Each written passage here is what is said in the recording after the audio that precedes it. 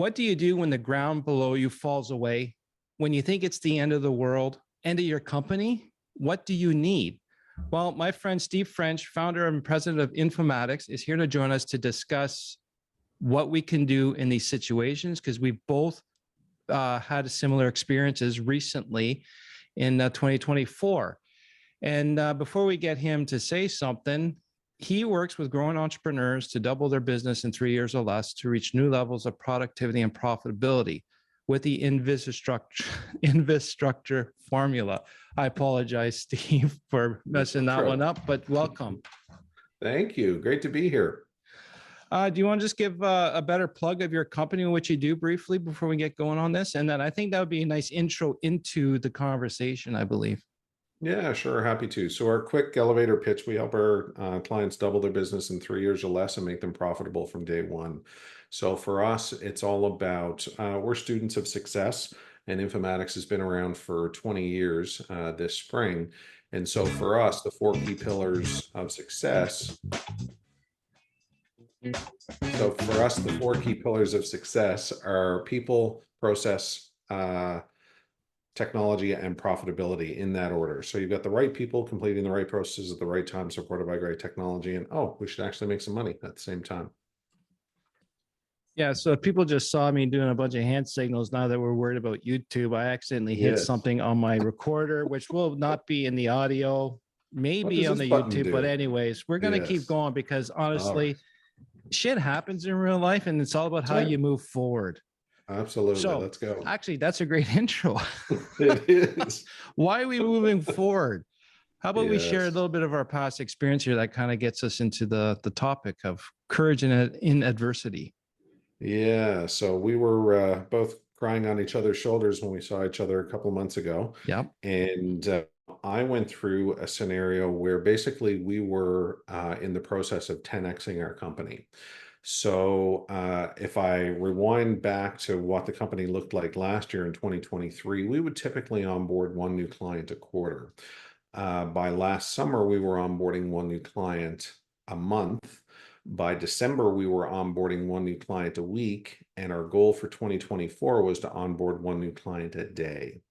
So that's a really, really interesting transformation. And so we were really heavily into basically restructuring the way that we engaged with our clients. And so we were investing a ton of time and energy and resources. We had hired a bunch of people. We'd invested a bunch of money to really make that shift. And one of the things that happened for us, we were getting a great source of referrals for new clients, and that completely disappeared on 4 hours notice. So 4 hours. 4 hours. So we had expected that we were going to have this new client stream for another 2.5 years, and it just disappeared basically overnight. So that was our big holy moment. Yeah. And what to do next, right? And what to do next. So how about you? So I just wanted, where did the thought cross through your mind? Should I just shut down, or layoffs, or I got to restructure everything and restart? Yeah, I mean, it was never a question for me of shutting down, because I mean, this is my life, this is my vocation, this is what I love to do. So I definitely had to make a bunch of shifts. There were layoffs. Some of the new people that we'd hired, we had to let go, and you never want to do that. But at the same time, when the revenue isn't there that had been committed, you can't do it, and you have to take action. So that was the decision. Yeah, and I think a lot of people struggle with this concept, but the company is the most important thing, because in the end, you have to support the team that's there. In this case, it's not the whole team you can support, but by having these layoffs, you're supporting the other people as well for the company to survive. And it's not just the people, it's your clients, it's their staff, their teams. There's a ripple effect that happens there. And it was a very clear event happened, and here was the repercussions. So nobody took it personally. No, there was no hard feelings. Everybody understood. So we just treated them with fairness and integrity, and everybody was fine. Fairness and integrity is a great point to make. In my case, Objective Engineering, I started a restarted engineering with an old employee, became a partner. He decided to leave, so I had to buy him out. Then 2 weeks after he left, the one engineer left. Then on his last day, the other drafter, which would have been the last employee, gave me his notice. Therefore, I had 80 projects and 0 people. And I was a silent partner. I was kind of like to help them build the place up. Yikes. So I definitely had a holy crap, Mhm. not part of the plan, because what happened was I talked to those 2 other employees earlier and they were all in with the new direction we were going, to give them responsibility and leadership opportunities. And I think that was one of my mistakes, is I continued the company on their expectations, and that kind of Mm. blew me in my face. So what do I do? Like I had the impulsive thinker, the tactical breakthroughs, where I'm helping ADHD entrepreneurs get better clarity. Mhm. But at the same time, I just paid a huge amount of money to this person. Now I'm in a little bit Right. more debt. And how do I go? And I got great clients. So, for me, I've thought about for about 2 hours. Do I just shut it down and walk away? Because I had cash. I could have finished Yep. all those projects. I would have some good cash in the end. But I had some unresolved things I wanted to do with the company. Yep. And I don't know. I just made a decision that it's going to be tough in the next few months, and I had to rebuild a team. But I Mm. made the decision to go through it. So, Mm. um, but how did we get through this? So when you Mm. said, "Oh my God, I've lost," I don't know, you gave me the number when we were talking. So that's a huge chunk of change that Yeah. you lost. Yeah. How did you, I hate the word pivot, but use a different word, how to, you changed the way things were done. Yeah. I mean, we basically just went back to the core of what we do really, really well. So, I mean, we serve people and we make their lives better. So I looked at how we could continue to be of service. I looked at how we could complete the existing commitments that we had now with this new, smaller team. And then I just started reaching out to people again. And that was a big part of it. I found we've all had a ton of, the longer you're an entrepreneur, the more scars you have, the more the more chunks you got missing from your butt. And more battle scars. Yeah. Exactly. But the thing is, I find as we mature more as entrepreneurs, the amount of time between event happening and you figuring it out and then taking action shrinks. And so that's the good part. I mean, you talked about it a That's minute ago. interesting. Yeah. I never thought of You it said it that was way. only a couple of hours, Yeah. right? That's amazing. It probably took me, I was in a funk for probably a good week or so before, because I mean, to your point, I lost, 6 figures immediately, just disappeared in committed revenue, and it'll be a 7-figure impact for our business this year. So I mean, that's a massive shift from Yeah. what Well, our intentions were. it took me 2 hours to decide to continue. I was in a funk for a long time. I'm not Okay. saying I wasn't in a funk for 2 hours, because it's Yeah. still, it's hard on the soul. Like, Yeah. it's very tough. And then that's what a lot of people don't understand with entrepreneurship is how, like I had a buddy says, I want to start my own firm and blah, blah, blah. And I said, no, don't. And I said, don't. He goes, why? You seem to make it look easy. He says, it's not easy. He says, I No. know the first time you get tripped and kicked into the mud, you're going to lay there and stay Yeah. there and Yeah. crawl out and run away. Yep. I got this disease where no matter how many times I get kicked and pushed into the mud and forced to stay in the mud, I always get up every time and keep going. And Yeah. that's, to me, is one of the things is, yeah, it all looks grandeur and awesome and on the outside, but Yeah. how did you feel going through, like, you just lost 6 figures? Oh my God. Like, that's hard on the mental health. That is very hard on the soul. And how did you process that? Because in the end, you made a decision to move forward. It is what it is and go. But there was that transition you called, we'll call it the funk for now. But how did you get out of this funk? Yeah. So I went back to a couple of key things, and I have been through this in the past, and I have turtled in the past for longer than I should have. Now, Mhm. Shannon Waller, who's one of our coaches, has a great phrase: "Don't should on me." Yeah. But there were a couple of key things that I did. First thing, that I did was I reached out to the people in my network. So I reached out to a bunch of co-conspirators at Strategic Coach, Mhm. and I said, "Here's what's going on. Holy shit, what do I do now? Give me some help. Give me some advice. Here's what I'm contemplating. Here's the scenario. Here's what I'm contemplating. Here's where I could use some help and identifying some gaps in my thinking and potentially new opportunities." So that was the first thing. And then I just I went back to, there was one very, very insightful podcast that I remember listening to. I think it was Dan Sullivan and Dean Jackson years and years ago, like maybe 10 or 15 years ago, which actually ended up with Dan's 4C's formula book, Right. which he did back in 2015. And Dan talked about he had just been drafted into the army, and he was doing his first live fire grenade exercise. Right. Yep. And remember that one? Yep. And he was talking about fear is wetting your pants, and courage is taking action with wet pants.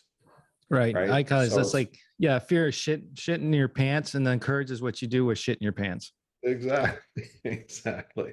So it's feeling the fear and doing it anyway. And Yeah. again, closing that amount of time. So, I just got back into service mode, and I just got back, and I would try and reach out to somebody either existing from my network that I hadn't spoken to in a while, or somebody that was connected to me somehow. And basically, I would just reach out to those people and try and be of service once a day. And then new opportunities came, and then that gave me confidence. And then the momentum started going back in the right direction again. How about Yeah. you? Yeah. I remember you sent a group text to say, hey, by the way, guys, boom. And I'm reaching out, and it's very important for listeners to know, like, you need to share your trials and tribulations as well to your network, because Yeah. I remember I reached out right away. A few others, probably some of your new revenue stream came from the reach out. Yeah. But it's anything, it's like we understand each other, what you're going through. I know what you went through, what you're going through, what your head's process, not the specifics, but the emotions. And we've lived it. So it's comforting to know that someone gets you in this lonely Yeah. world of entrepreneurship. And I think you got a good point there, that courage requires fear. Mm. So yeah, for me I made the decision now that I will continue objective engineering, but I'm going to go back to what I originally wanted to do with Jade Engineers, is become an engineer's resource for other engineers, and just get into changing how engineering is done in the construction field. And instead of challenging the system and trying to break down the engineering traditionalism, I'm actually going to reach out more to similar engineers like me who feel like outcasts, that we can help change the industry this way, not by fighting, by supporting each other. Right. And then Love coming that. up with courses, because a lot of stuff that I'm really good at the nuances of rules and regulations, and making like, we can't have everything follow the rules 100%. So sometimes when you got a building that's there's not much we can do about it. It can't just tear it down and restart. We got to fix it. And that's where I get into it. But no one understands how that process is going. So I create my own little systems and rules to follow to do these unique things. And I want to start producing that. So when I start getting that, like you said it before, you got back to the core of what you were. And that's where I realized objective went away from my core. So when I saw that, I can get back to what I've always wanted. Now I got 25 years of experience. And honestly, I think that's about 60 to 70 years of equivalent experience of other people. I want to dump that and share that. Then I hire a new team, a lot better energy. And we're producing a lot more. But I think it's sometimes with these types of things, Steve, I think this is the universe saying, dude, like, I've given you so many warning signs, you've ignored them, and this is your make or break. So what do you want to do about it? I agree 1,000%. And that's one of my kind of guiding principles is I'm always going to be okay. Yeah. I will always be okay. I might be in a different house. I might drive a cheaper car. I might be riding a bike. Who knows? Who cares? I've got plenty of people around me who love me and support me, my friends, my family, my clients, my team. I'll always be okay. And that gives me a tremendous amount, like even reaching out to you and that group. I found one of the things that when you reach out and you are vulnerable and you say, I don't know everything, and people are there to support you. I mean, that's It a takes courage to admit you the don't know. first time you do that, it is scary as anything, Hmm. but everybody inevitably responds because I've got great people surrounding me. And so, having that confidence in myself and in the people that I'm reaching out to, that makes it an awful lot easier to do that. And then it's exciting because then it's an opportunity to get back to the stuff that we're really good at. And because one of the things that, if I reflect back, a lot of those clients that we were bringing on, they weren't necessarily great clients. They weren't necessarily long-term clients. They weren't necessarily, in strategic coach parlance, they weren't right fit clients. So So that's you where got trapped into the revenue, getting hooked on the revenue potential, and that's where you're getting away from the core of what you were. it Yeah. was, they were cracked new clients. Hmm. And, yeah, I was, I was addicted. So anyway, I broke that addiction the hard way. Well, I think that's one of the main features of a growth mindset entrepreneur is I like I know a lot of people would be in a hospital right now. What I went through the last 6 months, and there's a month and a half there, it was settled. Like, boom, if I wasn't taking care of my mental health and I created rules so I didn't burn myself out, people go in the hospital or break down. But Mm, to me, it was invigorating. mm, Like, I interesting. thrive on fear to a certain extent, Mm, but I controlled it to a certain point. I guess it's a conversion to courage.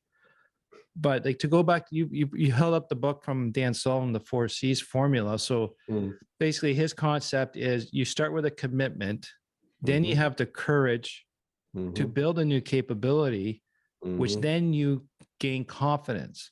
mhm. So this is all in And you do it regards to again. gaining new confidence, not existing stuff. Like, if you already know what you're doing, you already have the confidence, so you don't go through that cycle. But courage is required. But from what I heard from you is you made that commitment to go back to the core what you were. And for me, I Mm, made the commitment to make engineering work again. mm, mm. And And I you're had to passionate define, about and that, I and had then it. it's easy. Well, actually, that's a good point. I refound my passion, Mm, but that gave me a direction of where to go rather than floundering and you know shotgun spray direction. mm. Yeah, absolutely. And I guess the other thing is too, um, a mentor of mine had a really great analogy. He said, we're climbing this mountain and we know that we're on the right mountain. We know that there's a peak up there in the top, but Yeah. sometimes it's obscured by the clouds and sometimes you can't see it. And but what you can do is you can say, okay, I am here.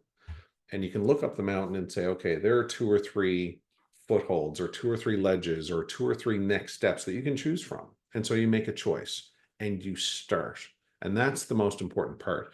The action is where all of this transforms. It's one thing to sit there and say, oh, poor little me, blah, blah, blah, blah, blah. You actually have to start to move.